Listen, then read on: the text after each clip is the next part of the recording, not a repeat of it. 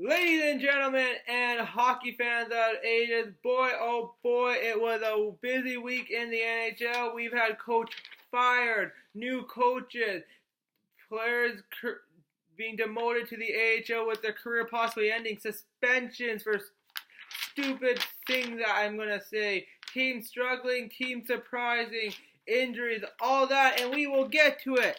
My name is Randy Dillon. Welcome back to another exciting edition of Randy Talks Hockey. We're going to go through all the fun stuff that happened with the NHL, and it was a busy week. I will try to hit all of it. I do apologize if I do miss some, but we'll try our best. Well, the biggest news we all know, Mike Babcock has been fired by the Toronto Maple Leafs. Sheldon Keefe is the new head coach. I think the writing was on the wall for Babcock. The team has struggled. Craig Bunner from TSN said the team has struggled since December of last year, being a little bit better than 500 combined the record. They were on a losing side. I guess they needed to make a change. Sheldon Keefe is the new head coach for the Toronto Maple Leafs, and he wins his first game with a 3-0 shutout against the Arizona Coyotes. Congratulations to Mr. Keefe. But I'm just going to quickly talk about Babcock because you look at the issues with Toronto. I don't think all can be blamed on him. I think a little bit has to be blamed on Kyle Dubas. Since Dubas is taking over GM, I don't think he's addressed needs that really can help the team win. He hasn't really improved the defense as tough stay at home. Yeah, you got Jake Muzzin, but you need more than that. Tyson Barrie, he's a good player, but I think the acquisition for him, it just didn't work on Babcock, but he scored his first goal in the Sheldon Keefe, so maybe that was it was. I don't know, but good for Tyson Barrie. Didn't get a backup goalie. Frederik Andersen's going to be once again worked through the ground.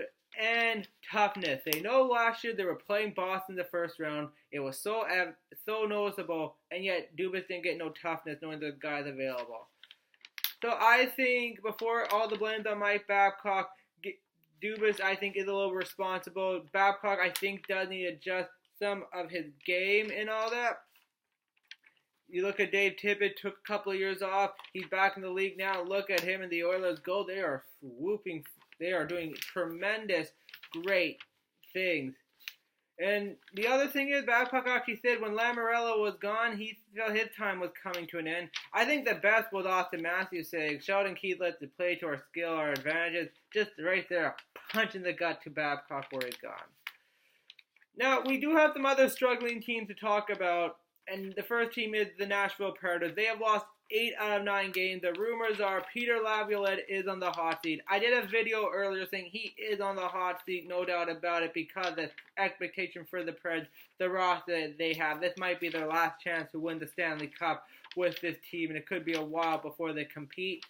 Who's going to replace Laviolette? I don't know. There are not many experienced head coaches out there. It could be their AHL coach. Who knows? Only time will tell. The Calgary Flames are another team who are struggling. They lost 6 in a row. They've been shut out in 3 of them. 3 of their last 4. They're getting blown out in a lot of these, quite a few games. It's not looking good for the Flames. GM Brad Treliving said, "Hey, we're not making no trades. We trust this group. The coach not being fired. He does feel a little bit responsible for what he got to take the blame for what had happened." I think what this is, Treliving doesn't want to make a move because he doesn't feel the value or he's going to get the right pieces. I think if he's going to make a move to trade a core guy like Johnny Gaudreau or Sean Monahan, not going to say it's going to happen or if it is. You do that in the offseason where you have time, you can get the right pieces. But Gaudreau and Monahan, they have struggled at the beginning of the season. The production's low. Last year with Elias Lindholm, they were on fire. This year, it kind of has fizzled out. But we're going to talk about some good things in the NHL. Not all things are bad. The New York Islanders, 16 games in a row with a point. Congratulations, Islanders. When they lost John Tavares, it was looking dark. Now all sun is shining there. They can get the right pieces and possible trades. I think the Islanders might be a legitimate Stanley Cup contender, but it depends on those pieces. The Florida Panthers, ladies and gentlemen, Second time this year, down 4-0 in a game, came back and won. They did it against Boston a few weeks ago, and they actually scored all 4 goals in the third period, which is incredible. This game, they scored 4 goals with 2 in the second with a few minutes left, and the 2 in the third. It came back to win overtime. Incredible. But the thing we got to talk about is a 4-0 lead not safe in the NHL? Fourth time a 4-goal lead has been blown. Jersey blew a 4-0 lead to Winnipeg. Vancouver blew a 4-goal lead to Washington. Florida came back for 4-0 lead. I don't think they're no longer safe, but only time will tell in the NHL. But the scoring has gone up, though. You can tell that I think is obvious. Injuries near the Pittsburgh Penguins. You might as well just strap a bandage around them. Again, they lose another couple of guys. Justin Schultz and Nick Bukestad are out now, and you add them on top of Sidney Crosby, Chris Letang, Patrick Horquist. It's not looking good for the Penguins. I don't know if they can overcome all these injuries. They don't have the depth to replace them. Guys like Evgeny Malkin, Alexander Chenyov are really going to have to pick up the offense. Same with Jake Gensel. Matt Murray's going to be spectacular in net. The defense is really going to have to come together. It's going to be an interesting time in Pittsburgh. The Blues as well, they're suffering from injuries. Not as bad as the Penguins, but Sammy Blaine, he's going to be out for the next 3 months with an injury. Blaine is a little bit of a fourth line player. He was important in the Stanley Cup win in the Blues. Let's not understate that. But the Blues did go get some help. Troy Bauer has been signed to a 1-year deal. It's a 1-year deal. It's a 2-way. Doug Armstrong looking at someone who had success with the organization a little while